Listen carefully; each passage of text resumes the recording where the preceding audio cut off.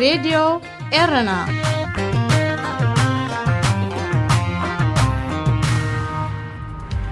مس راديو إرنا يخم زلكم زخبركم سمعتنا إزي صومناوي في التساميتاتيو أبناي سنبت في التساميتات أمباسادر إثيوبيا بإرترا حيدت سامنتات ورغت سرحو دحر مركابو ناب هاجرو كملست تصويعو أمباسادر ريدوان حسين ناب هاجرو زملسلو زرلك عند مغنيات صحفي قدات منقس إثيوبيا كخون حدش مزي سلسوها بيكبلا مع كانت زينات هاجر قليتان أقدم بيلو صحفي قدات زنبر أمباسادر ماركوس كاب قدامي منيسر تهاجر سلاكلو نايسن بتا دبدابي زحلفه قدام سنبت مركابو ينقار أمباسادر ماركوس كاب مزنتو سباررلو مخنيات وقعوي مجلسي كام منقس إثيوبيا داي وهابلو مبر مسكو داي رفرندوم حزب سيداماز تأساسر كم زخونه دبلوماسيوان منشتاتي قلصو قال بوليتيكينياتات إثيوبيا بوغنم مبصح قجل لوغ تشاينا ناب كلل تقراي مسم اقادو بزتححز نمعكنات زينا زهابو كابيت صحفت قدامي منيسر زتفليري تو مخواني قلصو أمباسادر ريدوان ناب زغط المحلتات حدش صحفي قدات منقس إثيوبيا خوين غقلقل تثبيتي قبرلو نسو أورح حملة 2018 أمباسادر إثيوبيا بإرترا خوين داي مزازنبر منقس إرترا كالمحيدة سامنتاتيو ورغت سرحو تركبوه زخون أمباسادر كوينو زمزاز بعل سلطان ورغت سرحو نابتا زتمزل لهاجر أبزاعت ولو زركب كوانتغنة سمع سلام منقصات إيرتران إثيوبيان زينبور ملك حيزو بمهلاو أمباسادر ريدوان كابورح حملة 2018 حيزو بزي وقعوي نايسرح فقاديو أبيرترات سنيحو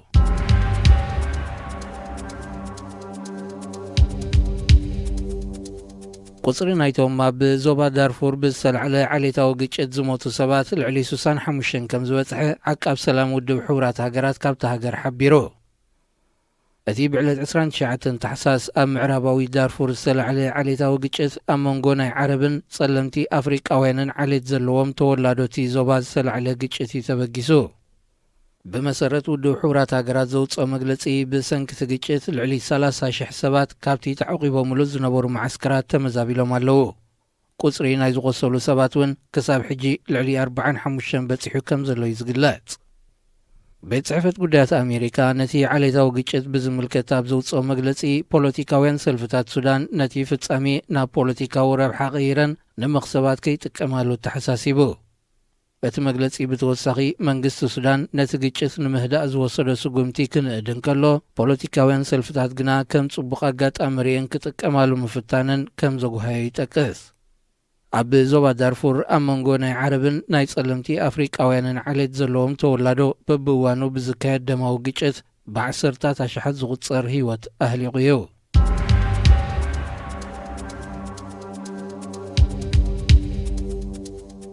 منقسي زيمبابوي أب هوسبيتالات بزقبور وسخ كفليت كاب حيالو وغنات تهاجر تقاومو يقطم الله منيسر تعنا زيمبابوي بحموس كلتا تقرب زوت أو مقلتي حمومات زغفلو متن جنزب بشدش تعد في كم زوسخن نحر سياب زمت أدك أنسيخا حدش تعريف كم زتاتاتو نحبيرو محبرسب تعنا زيمبابوي تقاومون مقلات أبز اسمعو زولة ترعان كفليت هوسبيتالات بشدش تعد في موساق مالت عبد خنت زنبر زوزح حزبي زيمبابوي أقلقلو تعنا كي وهاب مخل كال مالت مخانو قليتو بفلا ياب اوان حرسي نزقات اموت أديتاتن عشالاتن نمنكاي بدرجة علم قوس سابزكايدو لزولو اوان نحانت التحرسات دي كساب $3,500 زبتسح كفليت محتات مالت نايموت فرد مبيان مالت مخانو محبر سبتعنا تهاجري قلت زيمبابوي قات امواب سنك زلو قطباو قلولاو أبزور حزين زجمر عامة تمرتي ما مزقبي تمهارون بزتعات أتصفك وسخ كم زغيلي نقار انتقنا بإمرسن من قاقواز مرح من قس زيمبابوي أبز عامة زي قبل علي تمهارز وسخمت انكفليت يلن كبليت قلت مس راديو رناكم زلكم زخبركم سمعتنا ازي سومناوي فتساميتاتيو أبناي سوني فتساميتات أب إيرترا نزوبا سرجعا ناستات 15 عامتات دويلو تسنحه مهنات أبايتي بتحساب تعدل مريت كجمر مخانو منقستي قوسقواسي كايدالو اتمنقستي نزقلت زلو بمنقديا محدار زوبا مأكل ميجر جنرال عثمان أولياء بيلو زحلف سومون أبزا كايدو أخيبانا يتزوبايو ይኹን እምበር ኣብ ሰረጃቓ ጤሳ ክዕደሎም ነዊሕ ዓመታት ክሓቱ ዝጸንሑ ይኾኑ ኣቐዲሞም ዝተዓደሎም ነበርቲ ሓያሎ ዓድታት ትንእዞባ ኣብዚ መንግስቲ ዝቐርብ ዘሎ ጎስጓስ እምነት ከም ዘይብሎም ብዓውታ ይገልጹ ከም ዘለው ምንጭታት ሬድዮ ረና ኣረጋጊጾም ኣብ ንእዞባ ሰረጃቓ ኣቐዲሙ ኣብ እተዓዳድላ መሬት ጤሳ ክትግበር ጸንሐ ኣሰራርሓ ብልሽውና ዝዓብለሎ ምንባሩ ነበርቲ ትንእዞባ ብምረት ክገልጹ ጸኒሖም እዮም ካብ ኣስመራ ስታት 21 ኪሎ ሜትር ንሰሜናዊ ምዕራብ ርሒቑ ዝርከብ ንዞባ ሰረጃቓ ሓያሎን ኣሹ ዓድታት ዝሓቆፈ ኮይኑ ንንግዲ ንመንበሪ ኣባይትን ካልእን ብዘይተፈልጠ ምኽንያታት ነበርቲ እቲ ከባቢ ንዘይኮኑ ሰባት መሬት ክዕደል ጸኒሑ ዝብል ምዕዝምዛማት ብቐጻሊ ይስማዕ ኣብ ርእሲ እዚ ነበርቲ ትንእዞባ ንዝኾኑ ናይ ጤሳ መሬት ዝግብኦም ኤርትራውያን ብፍላይ ኣባላት ሃገራዊ ኣገልግሎት መሬት ክዕደሎም ንዘቕርብዎ ተደጋጋሚ ጻውዒት መንግስቲ ክነጽጎ ይጸኒሑ እቶም ኣቐዲሞም መሬት ዝተዓደሉ እሞ መንበሪ ኣባይቲ ክሰርሑ ዓቕሚ ዝሰኣኑ ኸኣ መንግስቲ ዳግማይ ኣብ ዝዕደል ጤሳ ክትወሃብ ይኹም ብምባል ነቲ መሬት ደጊሙ ከም ዝወሰዶ ምንጭታት ሬድዮ ረና ኣመልኪቶም ጉዳይ ጤሳ ኣብ ንዞባ ሰረጃቓ ሓደ ካብቲ ምስ መንግስቲ ዘተፋንን ከም ዝኾነ ዝጠቐሱ ነዚ ሓበሬታ ዝለኣኹ ምንጭታት ነዚ ምትፍናን እዚ ንምህዳእ ብዕጫ ዝዕደል ናይ ጤሳ መሬት ተዳልዩ ምህላውን ነቶም ኣቐዲሞም ዝተዓደሉ ድማ ኣባይቲ ክሰርሑ ክፍቀደሎምን ምዃኑ መንግስቲ ይጉስጉስ ኣሎ ብሰንኪቲ ነበርቲ ከቕርብዎ ጸንሑ ተደጋጋሚ ጥርዓናትን መረረን ኣብ ንእዞባ ሰረጃቓ ምዕዳል ጤሳ ደው ኢሉ ምጽንሑ ብሬድዮ ረና ምቅልሑ ይዝከር ይኹን እምበር ሕጂ እውን ንህዝቢ ግሉጽ ብዘይኮነ ምኽንያት ሰፊሕ ክፋል መሬት ትንእዞባ ብመንግስቲ ተሓዚኡ ንጤሳ ከም ዘይዕደል ተረጋጊጹሎ ኣብ ኤርትራ መሬት ናይ መንግስቲ እዩ ዝብል ፖሊስ እኳ እንተሎ ካብ ተሓታትነትን ግሉጽነትን ወጻእ ብዝኾነ መንገዲ ንብልሽውናን ስርቅን ኣፍ ደገ ዝኸፍት ኣተዓዳድላ መሬት ክርአ ምጽንሑ መንግስቲ ባዕሉ ብተደጋጋሚ እዋን ክእመነሉ ዝጸንሐዩ ኣብ ርእሲ እዚ ዝበዝሕቶም ጤሳ ዝተዓደሎም ኣባላት ሃገራዊ ኣገልግሎት ዝኾኑ መንእስያት ኣባይቲ ንምህናጽ ዓቕሚ ከም ዘይብሎም መንግስቲ ኣዳዕዲኡ እናፈለጠ ዝተዓደሎም ጤሳ ኣብ ዝተወሰነ እዋን ክሰርሕዎ እንተዘይክኢሎም ናብ መንግስቲ ክምለስ እዩ ዝብል ምፍርራሕ ክገብር ምጽንሑ ይጥቀስ እዚ ዝደፋፍኦ ድማ ጤሳ ዝተዓደሎም ሓያሎ ወገናት ፍርቂ መሬቶም እናሸጡ ብፈረቓ መንበሪ ኣባይቲ ክሃንጽ እኳ እንተተራዩ ነዚ እውን መንግስቲ ሕጋዊ ኣይኮነን ብምባል ደው ኣቢልዎ እዩ ካብዚ ዝበኣሰ ድማ እቲ መንግስቲ ነቲ መሰል ተወላዶ ዓድታት ዝኾነ ጤሳ ብፖለቲካ ንዝድግፍዎን ኣባላት ህግደፍ ንዝኾኑን ጥራይ ዝዕደለሉ ሜላታት ብምትእትታው ኣብ ስደት ንዝርከቡ ነቲ ስርዓት ዘይድግፉ ኤርትራውያን ካብዚ መሰል እዚ ሓሪሞም ይርከብ ኣቐዲሞም ጤሳ ዝወሰዱ እሞ ኣብ ኤርትራ ንዘሎ ምልክን ምረትን ንድሕሪት ሓዲጎም ናብ ካልኦት ሃገራት ንዝተሰድውን ክልተ ካብ ሚእትን ተዘይከፊሎምን ንስርዓት ህግደፍ ምእዙዛት እንተዘይኮይኖምን ብመሰል ትውልዲ ዓዲ ንዝተዓደሎም ጤሳ ከሕድጎም ምዃኑ እዩ ዘፈራርሕ ህግደፍ ኣብዚ እዋን እዚ ምህናጽ ኣባይቲ ዘርእስቱ ፕሮፓጋንዳዊ ጎስጓስ የካይድ ከም ዘሎ ብሰፊሑ ይፍለጥ ኣብ ኤርትራ ምህናጽ ኣባይቲ ንነዊሕ ዓመታት ደው ኢሉ እዩ ጸኒሑ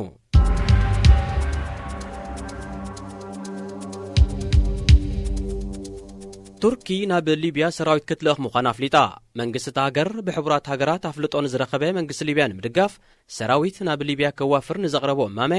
ዝበዝሐ ናይ ደገፍ ድምፂ ኣባላት ባይቶ ምርካቡ ኣገልግሎት ዜናት ሃገር ገሊጹ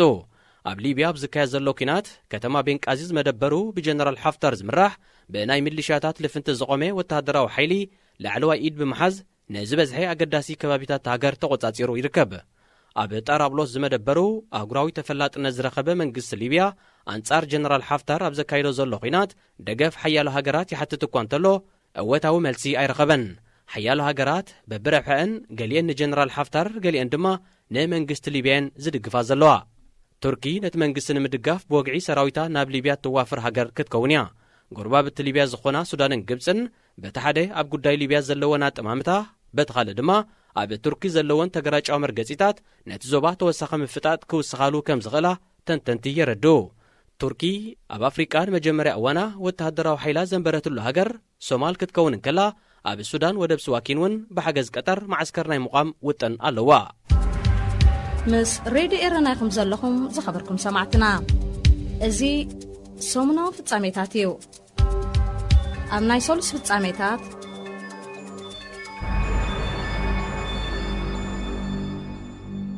ህዝባዊ ወያነ ሓርነት ትግራይ ማለት ህወሓት ብ45 ጥሪ ኣብ ዘካየዶ ጉባኤ ጽንዓትን መኸተን ዝሰመዮ ህፁፅ ኣኼባ ናብ ህዝቢ ኤርትራ ጻውዒት ኣቕሪቡ ህወሓት ድሕሪ እቲ ዘካየዶ ህፁፅ ኣኼባ ኣብ ዘውፅኦ መግለጺ ህዝብታት ትግራይን ኤርትራን ሓደ ቋንቋ ተመሳሳሊ ባህልን ብመውስቦ ዝተኣሳሰርን ሓዊ ህዝቢ እዩ ድሕሪ ምባል ኣብ ሕሉፍ ዝነበረ ፋሽስት ስርዓት ደርግ ንምድምሳስ ብሓባር ከም ዝደመየን መስዋእቲ ከም ዝኸፈለን ኣብ ሓደ ጉድጓድ እውን ከም ዝተቐብረን ኣዘኻኺሮ ይኹን እምበር ኣብ ዝሓለፈ 2 ዓመታት ኣብ መንጎ ክልቲኡ ህዝብታት ዘየድሊ ኩናት ብምኽፋት ከቢድ ክሳራ ከም ዝሰዓበ ብምእማን እቲ ውድብ ብወገኑ ነቲ ዘጋጠመ በሰላ ንምሕዋይን ናብ ንቡር ሰላም ንምምላስን ዘይተሓለለ ጻዕሪ ክገብር ከም ዝጸንሐ ጠቒሱ ኣብ ዝሓለፈ ዓመትን መንፈቕን ብቐዳማይ ሚኒስተር አብይ ኣሕመድን ፕሬዚደንት ኢሳያስን ዝተጀመረ ርክብ ዋላ እኳ ተስፋ ዝህብ እንተነበረ ኣብ ከይዲ ግን ምክንያቱ ንጹር ብዘይኮነ መንገዲ እቲ ተጀሚሩ ዝነበረ ርክብ ከም ዝተቋረጸ መግለጺ ህወሓት የመልክት ህዝባዊ ወያነ ሓርነት ትግራይ መወዳእታ እዚ ዝተጀመረ ተስፋ ዝህብ ሕውነትን ዝምድናን ኣብ ምትሕጋዝን ንኹላትና ዝጠቅምን ክኸውንን ኣብ ዘላቕን ዘተኣማምን ሰላም ክምስረትን ህወሓትን ህዝቢ ትግራይን ካብኦም ዝድለ ኩሉ ነገር ንምግባር ድልዋት ምዃኖም ብምርጋጽ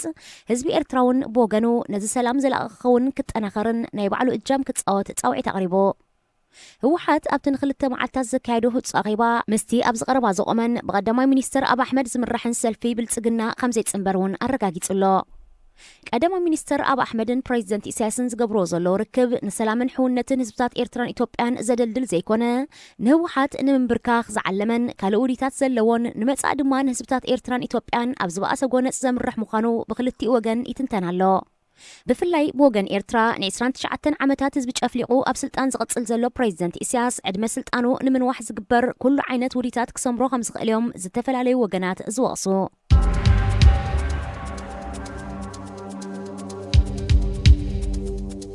ሱዳን ኣብ ኣጠቓቕማ ናይል ንመርገጽ ግብፂ ከም እትድግፍ ቀዳማይ ሚኒስተር ዓብደላ ሓምዶቕ ኣፍሊጡ ንሱ ምስ ጋዜጣ አልኣሕራም ኣብ ዝገበሮ ቃለ መጠይቕ ሱዳን ኣብ ጉዳይ ናይል ሒዛቶ ዘላ መርገጺ ምስ ናይ ግብፂ ዘይጻረር ምዃኑ ብምርጋጽ ፕሮጀክት ዲጋታ ሃድሶ ናይ ኢትዮጵያ ንረብሓ ግብፂ ዝሃስን እንተኾይኑ ከም ዘይቅበሎ ኣረዲኡ ሱዳን ኣብ መንጎ ኢትዮጵያን ግብፅን ስለ ትርከብ ዲጋታ ሃድሶ ኣብ ወሓዚ ናይል ዝፈጥሮ ጽልዋ ቅድሚ ናብ ግብፂ ምብጽሑ ኣብ ሱዳን ከም ዝረአውን ኣዘኻኺሮ ስለዚ ድማ ኣብ ጉዳይ ናይልን ኢትዮጵያ ተሃንጾ ዘላ ዲጋታ ሃድሶን ኣብ ነፍሲ ወከፍ መድረኻት ምስ ግብፂ ሓደ መስመር ኣለና ክብል እውን ደምዲሞ ቀዳማይ ሚኒስተር ሱዳን ነዚ መግለፂ ዝሃበ ኣብዚ ሰሙን እዚ ወከልቲ ባንኪ ዓለምን ምምሕዳር ትራምፕን ዝሳተፍዎ ወሳኒ ዘተ 3 ሃገራት ኣብ ኣዲስ ኣበባ ክካየድ ምዃኑ ኣብ ዝግለጸሉ ዘሎ እዋን እዩ ኢትዮጵያ እተሃንጾ ዘላ ዲጋብ ዝምልከት ብመንጎኝነት ኣሜሪካ ርክባት ክቕጽል ክትነጽግ እኳ እንተጸንሐት ምምሕዳር ትራምፕ ድሕሪ ዝገበረላ ጸቕጢ ግና ወከልቲ ባንኪ ዓለምን ምምሕዳር ዋሽንግተንን ዝሳተፍዎ ኣኼባታት ክትሳተፍ ተገዲዳላ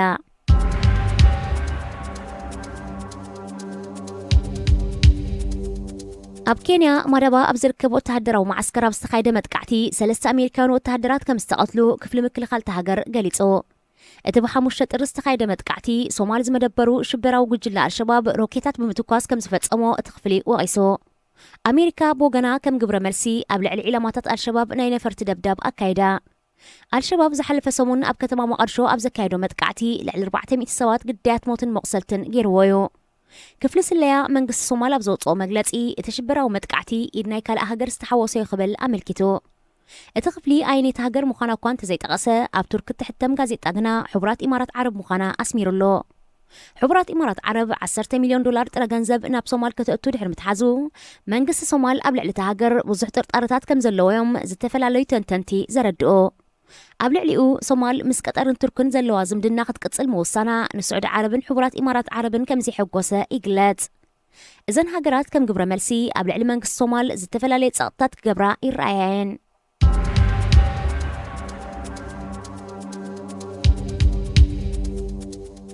ኣብ ሱዳን ሓንቲ ወተሃደራዊት ነፋሪት ብምውደቓ ኣብኣ ዝነበሩ 16 ሰባት ከም ዝሞቱ ሰራዊት ሃገር ኣፍሊጡ በቲ ብ2 ጥሪ ዘጋጠመ ሓደጋ ወተሃደራዊት ነፋሪት ካብ ዝሞቱ 2 ቆልዑ ክኾኑ እንከለዉ 3 ድያኑ ዝርከብዎም 6 ድማ በርጌስዮም እቶም ዝተረፉ ግዳያት ወተሃደራት ክኾኑ እንከለዉ ወተሃደራውያን መኮንናት ከም ዝርከብዎም ተሓቢሩ እታ ስራሓት ሩስያ ዝኾነት አንቶኖቭ 12 ዝዓይነታ ነፋሪት ኣብ ዞባ ዳርፉር ካብ እትርከብ ከተማ ጀነንያ ተበጊሳ 5 ደቓይቕ ድሕሪ ምብራራያ ወዲቓ ጠንቂ ምውደቓ ወግዓዊ መግለፂ እኳ እንተዘይተዋህበሉ ቴክኒካዊ ፀገም ክኸውን ከም ዝኽእል ይግመት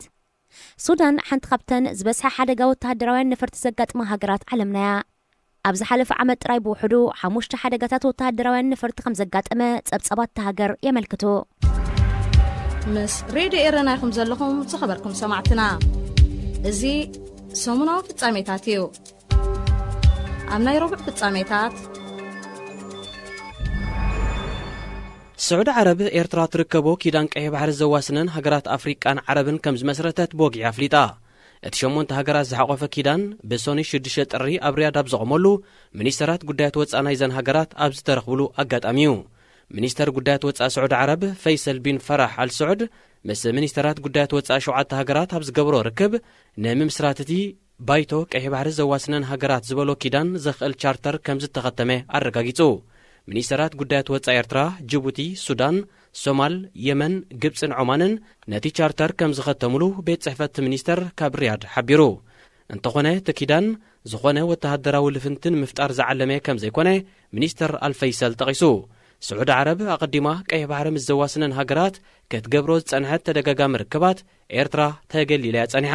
ስዑድ ዓረብ ኣብ 2015 ኩናት ኣንጻር የመን ክሳብ እትኸፍት ምስ ኤርትራ ዝነበራ ዝምድና ንልዕሊ 10 ዓመታት ዝሕቱል ምንባሩ ይፍለጥ።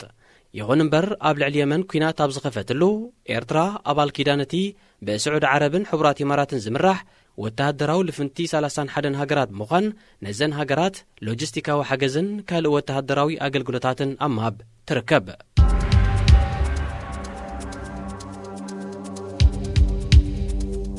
ኣብ ደቡባዊ የመን ጣይዝ ኣብ ዝርከብ ቤት ማእሰርቲ ተታሒዞም ዘለዉ ኤርትራውያን ዝርከብዎም 10 ስደተኛታት ሃገራት ቀርኒ ኣፍሪቃ ኣብ ሕማቕ ኩነታት ይርከቡ። ማዕከናት ዜና ካብቲ ከባቢ ዘቕርቦ ዘለዎ ሓበሬታ መሰረት ናብ ስዑድ ዓረብ ናይ ምስጋር ሕልሚ ዝነበሮም ኣብዚ ዝሓለፈ 3 ወርሕ ናብ የመን ሰገሩ ስደተኛታት ሃገራት ቀርኒ ኣፍሪቃ መዕለቢዮም ቤት ማእሰርቲ ጣይዝ ይኸውን ኣሎ። ሰበስልጣን ናይቲ ነቲ ከባቢ ተቖጻጺሩ ዘሎ ሕቲ ነቶም ስደተኛታት ካልእ ዝሓሸየ ኣማራጺ ክረኽብሎም ብዘይምኻሎም ናብ ቤት ማእሰርቲ ከም ዘእተዎም እዮም ዝገልጹ። ኣብ የመን ብሰንኪ ዝካየድ ዘሎ ኩናት ሕማቕ ኩነታት እኳ እንተሎ ኣብ ነፍሲ ወከፍ ወርሒ ናብ ስዑድ ዓረብ ንምስጋር ዝሓልኑ መብዛሕቶም ኢትዮጵያውያን ዝኾኑ ዜጋታት ሃገራት ቀርኒ ኣፍሪቃ ናብቲ ሃገር ከም ዝኣቱ ጸብጻብ ሕቡራት ሃገራት የነጽር።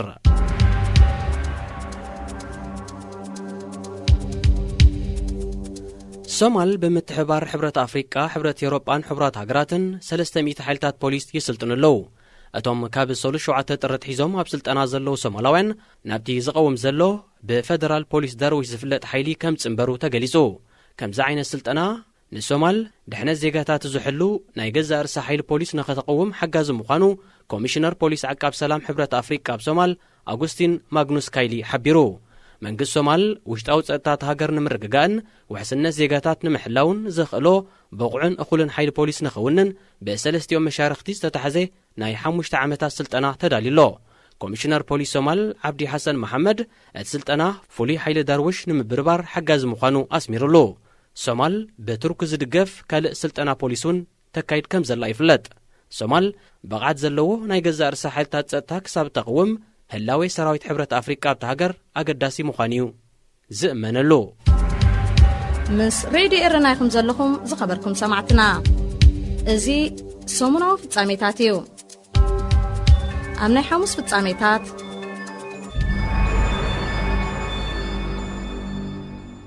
ኣብ ምብራቕ ሱዳን ከባቢ ከተማ ፖርት ሱዳን ኣብ መንጎ ቀቢላታት ቤን ዓሚርን ሃደንደዋን ብዝተጓሃረ ግጭት ብውሕዱ 9 ሰባት ከም ዝተቐትሉ ምንጭታት ሓቢሮም። በቲ ኣብዚ ሳልስተ ዝተጓሃረ ግጭት ልዕሊ 100 ሰባት እውን ብኸቢድን ፎኪስን ቆሲሎም። ኣብ ፖርት ሱዳን ኣብ መንጎዞም ክልተ ቀቢላታት ጸኒሑ ግጭታት ኣብ ዝጓሃረሉ ዘሎ እዋን መንግስቲ ሰዓታት እቶእቶ ኣውጅ እኳ እንተሎ እቲ ኩነታት ምሉእ ብምሉእ ክሃድእ ከም ዘይከኣለ ይሕብር። መንግስቲ ሱዳን ናብቲ ዞባ ተወሳኺ ሓይልታት ጸጥታ ልኢኹሎ። መንግስቲ ሱዳን ነቲ ግጭታት ንምፍታሕ ምስ ዓበይቲ ዓድን ሓይልታት ጸጥታን ተደጋጋሚ ዘተ ከካይድ ጸኒሑ እዩ። ኣብ ርእሲ እዚ ብዛዕባ እቲ ኣብ ምብራቕ ሱዳን ጸኒሑ ዝነትግ ዘሎ ቀቢላዊ ግጭታት ብዝምልከት ካብ 11 ክሳብ 13 ጥሪ ኣብ ካርቱም ዓውደ ዘተ ክካየድ እዩ።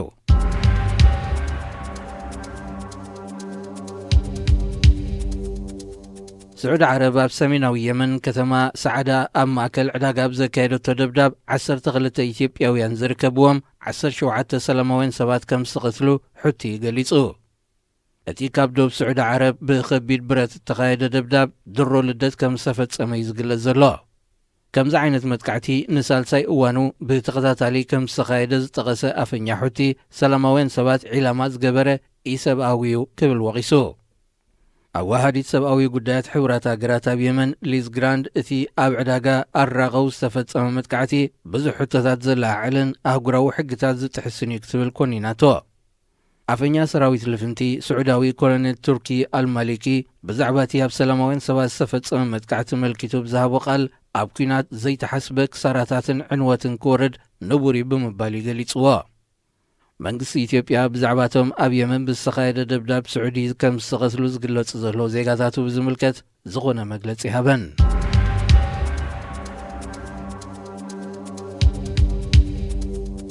ካብ ኢራን ከተማ ቴሄራን ተበጊሳ ናብ ዩክሬን ከተማ ኪየቭ ትበረር ዝነበረት ናይ መጓዓዝያ ነፋሪት ወዲቓ ብምሕምሻሻ 176 ሰባት ሞይቶም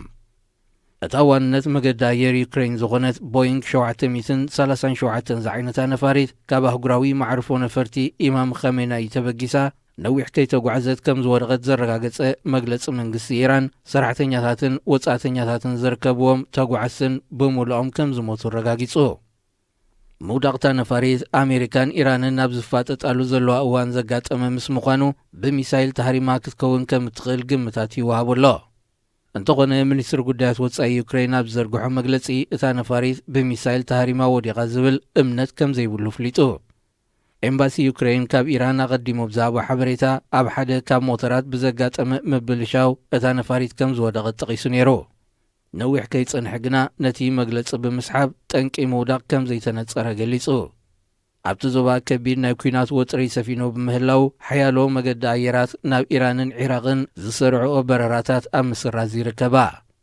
ኣሜሪካ ዝሓለፈ ሰሙን ንላዕለዋይ ኢራናዊ ጀነራል ድሕሪ ምቕታላ ኢራን ከም ግብረ መልሲ ኣብ ዒራቕ ንዝርከብ ማዓስከር ኣሜሪካ ናይ ሚሳይል መጥቃዕቲ ኣካይደያ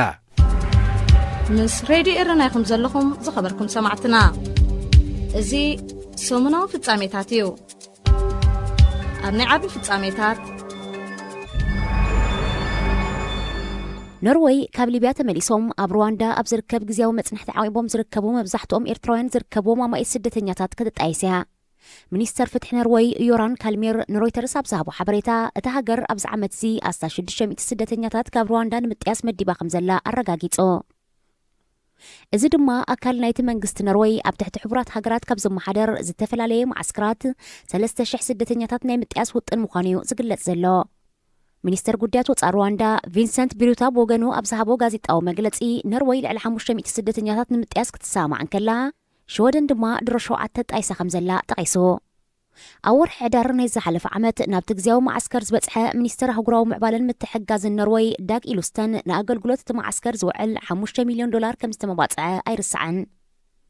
ኣብ ሩዋንዳ ግዜያዊ ማዓስከር ጋሾራ ኣብ ሊብያ ካብ ዘሎ ሕማቕ ኩነታት ዝተመልሱ መብዛሕትኦም ኤርትራውያን ዝርከብዎም ልዕሊ 300 ስደተኛታት ተዓቂቦም ኣለዉ ኣስታት 100 ካብኣቶም ብዘይ ኣላይ ዝመጹ ትሕቲ ዕድመ ቆልዑዮም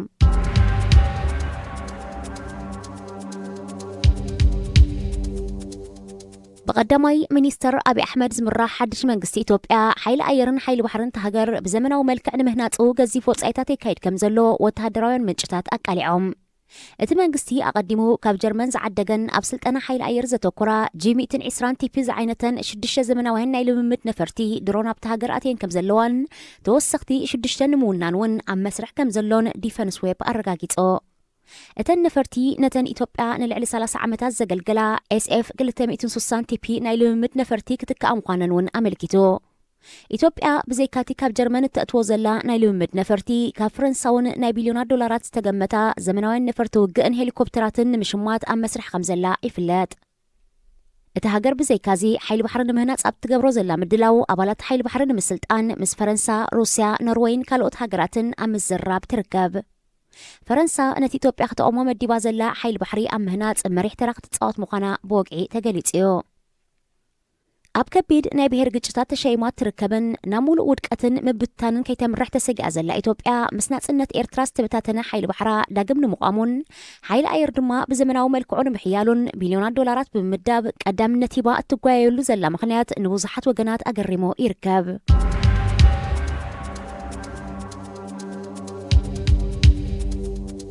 ካብና ኢትዮጵያ ዜና ከይወጻና ሰበስልጣን ኢትዮጵያ ብዛዕባታ ዝሓለፈ ወርሒ ሳተላይት ጽዒና ካብ ቻይና ናብ ህዋ ዝተላእከት መንኮርኮር ዝዘርግሕዎ ኣሳእል ዝተሰንዐ ምዃኑ ኣገልግሎት ዜና ፈረንሳ ሓቢሩ እታ ሳተላይት ናብ ህዋ ዝተላእከትሉ እዋን ኣብ ኣዲስ ኣበባ ብምዃን ብቐጥታ ፈነወ ካብ ዝተኸታተሉ ሰበስልጣን ኢትዮጵያ ምክትል ቀዳማይ ሚኒስትር ኢትዮጵያ ኣቶ ደመቀ መኮነን ኣብ ማሕበራዊ ሚድያታት ዝዘርግሖ ስእሊ ባንዴራ ኢትዮጵያ ዝተጠቅዓን ኢትዮጵያ ዝብል ዝተጻሕፋን መንኮርኮር ካብ ናይ ቀደም ዝተሰንዐ ምዃኑ እቲ ማዕከን ዜና ኣረጋጊጾ بأنصارو تاني إثيوبيا كتجلجل كاب منغست تشاينا بزترخبه ناي 6 مليون دولار لقاح بتشاينا تسريحه بناي تشاينا منكركر كام مريت تشاينا نبواس تلأكت منكركر بانديرا تشاينا استتقعن تشاينا زول صحف زلوان مخانو اتمنشي أغنزيبو